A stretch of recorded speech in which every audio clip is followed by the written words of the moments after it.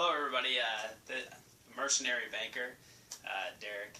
Well, I wanted to get a video out there because I recently had some interactions with a guy named Annuity Slayer on YouTube, and he really hates annuities, horribly hates annuities.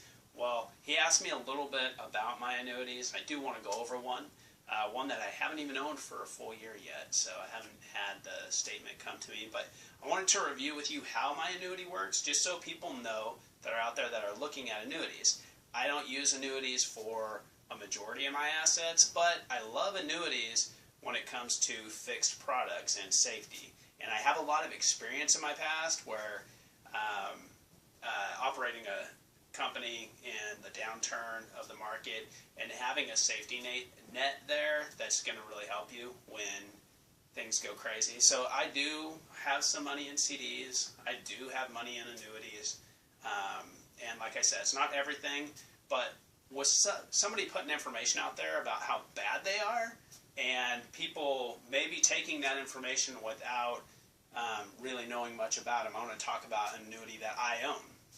Now, the annuity that I own, and when you do buy an annuity, it comes in a little packet like this with a bunch of terms and how much you put in it, your contract number, and all those things. So my annuity is a 10-year annuity with Guggenheim. I have two other annuities. This is one of them. I just put $5,000 into it, not a whole lot. It was a Roth IRA contribution. And what I did was sign up for a 10-year annuity. Now this annuity, what's really unique about this one was it had an initial premium bonus of, and I apologize for looking down, I'm actually looking right off the papers here. Now this is the Highlander annuity. I got a 4% bonus on what I put in initially, so I made 4% day one. Then I split my $5,000 plus the bonus money that was added to the account on day one into two different allocations. Now, this is really cool. I can change this every year, but when it comes to what I did is I put half of it into an index account. Now, the index pays out 45% of whatever the S&P 500 does. So I never have any risk of losing. But when the market does really well, I earn 45% of the growth. So if the market's up 20%, I don't lose anything. It's just like a CD, except instead of getting CD rates like 1% or 2% down at the bank, I'm actually going to make 45% times 20. So I make 9% on basically what's kind of like a CD. So great place to be. You make 9% in a fixed rate account.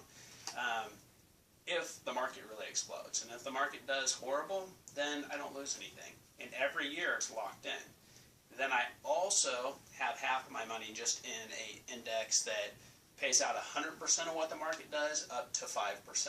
So if the market's only up 6% for the year, that particular index will just pay me 5% on the other half of my money. So you're allowed in these index annuities to split your money into different indexes or into a fixed rate. This particular annuity I can add, like next year, let's say I don't want to do the indexes at all because I feel like the market's going to crash. Well, I can take and put all my money into an account that's earning 2.5%, which still beats most CDs. And actually, to tell you the truth, it's doing about the same as a 10-year treasury bond. So great place to be, gives you more flexibility. I can get the same rate as a treasury bond plus a 4% bonus on top, and if I want to, I can play the market with no downside. So although I know there's a lot of bad annuities out there, and there may be a lot, Annuity Slayer, no, I know that you just hate annuities, but I actually own this one, so they're great places to be if you're talking about that kind of money. I actually put that in a Roth IRA, so it's all tax-free too in the future. Obviously, you can tell I'm a younger guy. It's not like I'm worried about that money being locked up. I can pull the money out with a penalty, but I'm not gonna. It's a Roth IRA, and it's something I don't plan on touching until way, way, way in the future. And it's not a big chunk of money for me, so it's not much to worry about. But I have a couple other annuities. If you guys have questions about annuities, I know quite a bit about them, so go ahead and leave me a few questions down below, and I'll get back to you. And if you can, hit subscribe and like if you got some useful information. All right, take care.